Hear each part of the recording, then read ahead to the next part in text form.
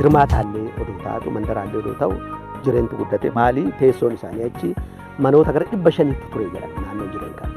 في وقت أبا جفار تطورت مدينة جمة، ولكن مدينة جرين وهرماتا كانتا أكثر تطورا من مدينة جمة، والسبب في ذلك كان أبا جفار يعيش في مدينة جرين وفيها حوالي 500 بيوت سكنية. وإن حضارة أبا جفار أيضا لها دور بارز في مدينة جمة، وأصبحت الحضارة اليوم معلما للمدينة كفن الغزل والنسيج وصناعة الأواني الفخارية والحديدية والخشبية، واستمرت هذه الصناعات حتى الآن. inni bira mootiin abbaa jifaar kophee ammayyaawaa qaba. Egaa namoota asii mootii Zanzibar Saayid Baargersh kan jedhamu kun naannoo 1914 keessa kan bulchaa ture wajjin walitti dhufeenya gaarii qabu ture. Egaa namoonni asii dhaqanii haala kamiin akka kopheen hojjetamu baratanii dhufan. Baratanii dhufanii abbaa jifaariif kophee hojjetan asitti. كان أبا جفار لديه حذاء متطور، وكان لديه علاقة قوية مع رئيس زنزبار أو تنزانيا حاليا، ويسمى السيد بارغش، الذي كان يحكم في عام 1914 حسب التقويم الإثيوبي. وكان أبا جفار يرسل أشخاصا إلى زنزبار ليدرسوا كيفية تصنيع الحذاء، ويعودون إلى جمة ويصنعون الحذاء لأبا جفار. وتوجد أنواع مختلفة من هذه الأحذية في المتحف. ماري أكافان دومان godina Jimmaa aanaa Ooman Addaa Dakkaanoo kan jedhamutti albuuda keessa argame. وهناك موقع يسمى أومن أكانو في جمة يصنع فيه الصناعات الحديدية.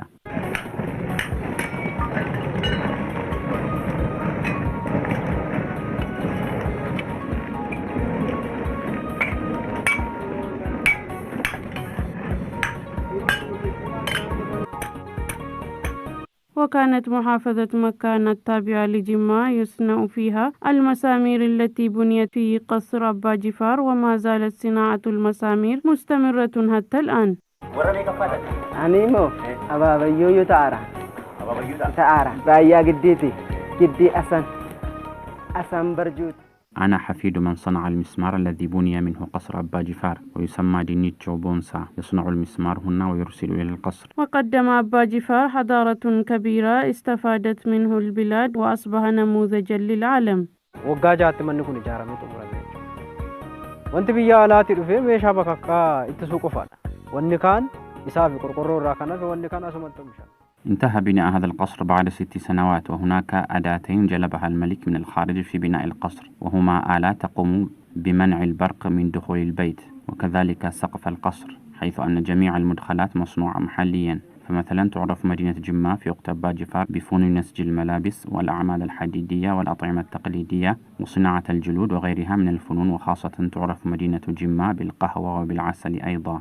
وكان أبا جفار يشارك ما يعرفه من التكنولوجيا للآخرين ويقوم بتطبيقه لاستفادة الناس.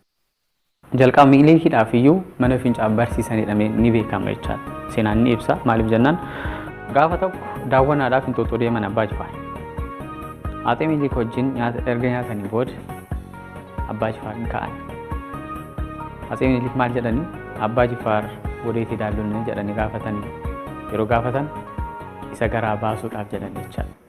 يذكر التاريخ أن الملك أبا جفار هو من بدأ استخدام الحمام أو المرحاض الحديث للمرة الأولى في إثيوبيا. في يوم من الأيام ذهب أبا جفار لزيارة توت، وبعدما أكل الطعام مع الإمبراطور منيلك الثاني قام أبا جفار وقال له الملك: إلى أين تذهب؟ ورد له أبا جفار بقول: إساقرا باسوفني، بما أريد أن أستخدم المرحاض، ولذا فإن الاسم الأمهري سقرا أخذت من اللغة الأورومية، ويذكر أن من علم هذا الاسم هو أبا جفار. يا ملكي سينما قدادا فرنجي دفا كيسما دفا بدا كيسرقي تايتوني يداني بولا قچيسيسني بولا تكسان فيدمان كنتاسي سلي أبا جفار. وقال أبا جفار للإمبراطور منيلك: مع أنك رجل محترم ويأتي إليك الضيوف من أماكن مختلفة، فمن العيب أن تجعلهم يذهبون إلى الغابة لقضاء حاجتهم، فأمر بحفر حفرة كمرحاض. ولا يتوقف طيبة أبا جفار بهذا فقط، بل ساهم في خدمة المسلمين الإثيوبيين خارج البلاد. مدقلي بنجماتني مكتي كم فوقي جارسيسني موتي جماتنا بكامني jifaar abbaa gombool jedhamanii mootii jimmaa seenaan beekamanii jifaar abbaa gombool jedhamanii.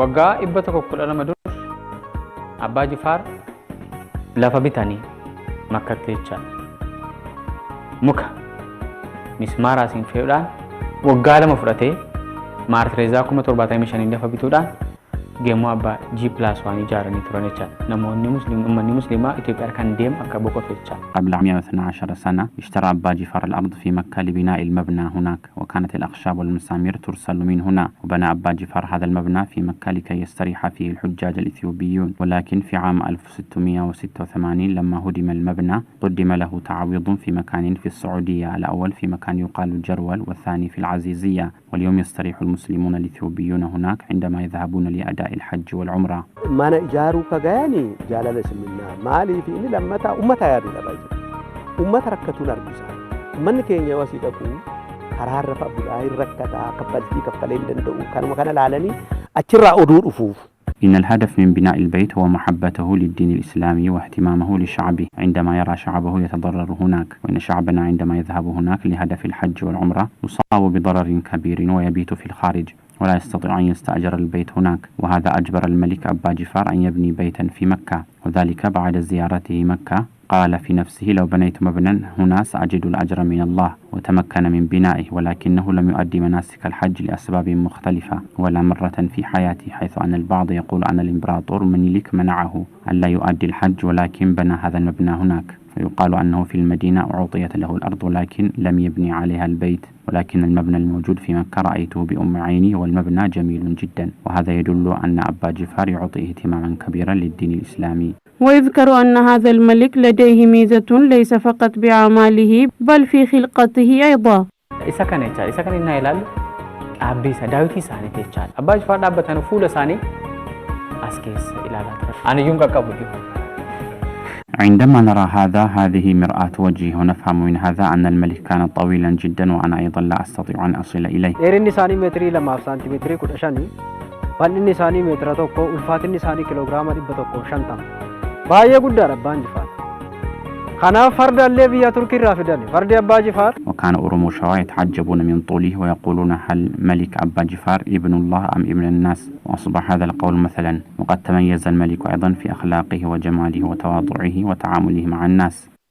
إيرني ساني متري لما سنتيمتري كل شاني بالني ساني متر توكو الفاتني ساني كيلوغرام دي بتوكو شنطة باية قدر أبا جفار. كان طوله 2 متر وسعته 1 متر و15 سنتيمتر ووزنه 105 كيلوغرام. ولكون أبا جفار ضخما فقد جلب حصانا من تركيا يسمى حصان أبا جفار بموسى، وكان يأكل هذا الحصان يوميا أعلافا كثيرة ودجاجتين مشويتين بالعسل. وإن سبب تناوله هذه الكمية الكبيرة من الطعام كي يجعل الحصان يقوى على حمل أبا جفار، ولكنه فيما بعد اشترى سيارة نوعيتها تسمى فولكسفاغن من ألمانيا. وبعدما جاءت هذه السيارة من ألمانيا إلى فنفنة تم جلبها إلى جمة سحبا، واستغرق ذلك 3 أشهر، وذلك لعدم وجود السائقين في ذلك الوقت. وبعد هذا أرسل أبا جفار أشخاصا إلى الخارج ليتعلموا قيادة السيارة ويكونون سائقين لسيارته. سرين كونيس سيد برغش كان جدام موتي زانزيبار تيجي أبا جفار إرجع كارو أبي ساني وان بيكنير إساني فرجع إرجعوا في بره إرجعوا في بوده كارو أبا جفار سري كان يجلس شافي تجاج لمالك جنا جبابا وان. وهذا السرير أرسل من ملك زنزبار يسمى السيد برغاش، ولكن بعد مجيء السرير لم يستخدم أبا جفار لأن السرير قصير ولا يناسب طوله. وأرسل أبا جفار رسالة للسيد برغاش قائلا وصلني السرير الذي أرسلت لي ولكن لا أستخدمه للنوم بل أستخدمه للجلوس. وإن الأمر الذي يدعو للعجب عن ملك أبا جفار كان يعرف بمشاركته في أعمال التجارة وغيرها من الأعمال التنموية، وكان يريد أن لا يستمر النظام الملكي في شعب أورومو. أبا جفار لاتشو ولكتات الأخنسان فرأتني ديما ترى فكينيا مكان أورومو ماساني تلو يدماني واممو أبا ديما اللي نجدمو أبا جفار مكان أوروموتي. كان يستخدم أبا جفار النظام الملكي ونظام الحكم الحديث جنبا إلى جنب، فمثلا كان يسمى أبا جفار باسم الأورومو أبا تلو وأبا ديما وأبا جفار، وكلهم أسماء أورومية. سبيشالي من جمة تركيب كينغدامي جمة موتوما جمة تيوس ديتو جمة راكاتا سربونيرا sarborraa kaatee asandaaboo miti. Kana asandaaborraa kaatee sokorruu ka jedhamee fi muka naannoo san jiru. Achis ce'anii abbaan jifaar yoo gama ce'anii wal qixxeera. Maal jennaan yoo gaafadhu nama lafti kuni توجد في منطقة جمّة مدن صغيرة تسمى سربو وبعدها أسندابو وتليها سكرو. سمي سكرو بنوع الشجر الذي يوجد في هذا المكان، وبعدها توجد مدينة تسمى والكتي وتعني المتساوي. وكان أبا جفار عندما يذهب إلى مدينة فنفني يبيت فيها لأنها توجد وسطا بين جمّة ومدينة فنفني وسماها والكتي. وفي ذلك الوقت كان يمشي بالحصان وواصل سيره، ولما وصل إلى مكان ما وسمع من الأشخاص يقولون أسقرا باللغة الأورومية بمعنى تعالوا هنا، سمى هذا المكان باسم أسقرا. وكان أبا جفار رجلا محبوبا ومشهورا، حيث أن الأماكن التي يمر بها أبا جفار ليصل إلى فنفني كان يسميها بمختلف الأسامي. وليس هذا فحسب، بل هناك مدن في شوا مثل تفكي وجدت التسمية منه. يناسي كانوا سندابو كم مقاس أسندابو دابو من جارو تركنيك أسندابو جدام إن كان أسندابو جدام أسندابو متي أسندابو من جارو تايتكو رايتاني من دابو من جار دابو نما تكو نما سدي أفروسا كي دابو بتا نمني واي تبجو إسان نما والجيج متي أكن دابو من جارو من تاتي جارو من سانكا. رأى أبا جفار عند ذهابه من جمّة إلى فنفني جماعة يقومون ببناء البيت يسمى باللغة الأورومية دبو، وسأل الجماعة قائلا لمن هذا البيت؟ قالوا له لشخص يسمى حسن، وقال لهم ولذلك أسمي هذا المكان من اليوم حسن دابو، وتعرف اليوم بأسن دابو. موتي جمّة سنام بكامني جفار أبا قنبول جدامني موتي جمّة سنام بكامني جفار أبا قنبول جدامني.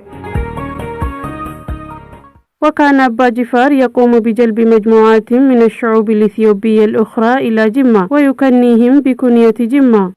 Full of wisdom سيدي جرى سنفدني السفر سيف جرى درا موتما جمّة على السفر سيسو تايتاس كنو أبا قروبو أبا دولا أما ندرسي ديمو كان أبا جفار حكيما، وكان يأتي بقومية أخرى ويجعلهم يعيشون هنا، حتى أنه يعطي السلطة لهم، ويأتي بالرقيق هنا وبعدها يجعلهم يحتلون منصب وزارة الدفاع ويطلق عليهم أبا دولا. وهذا الأمر جعل الأوروميين يستوعبون الشعوب الأخرى. وكان أبا جفار يقوم بأعمال يرفع شأنه وترك آثار للأجيال القادمة وهو على قيد الحياة. وعاش محمد بن داود أو أبا جفار الثاني من عام 1861 إلى 19 من شهر سبتمبر 1934، وقد حكم أبا جفار الثاني جمّة لمدة 55 عاما، وذلك بأخذ الخبرة من أبيه واستخدامه ما وهبه الله من الحكمة، وأصبحت أعماله خالدة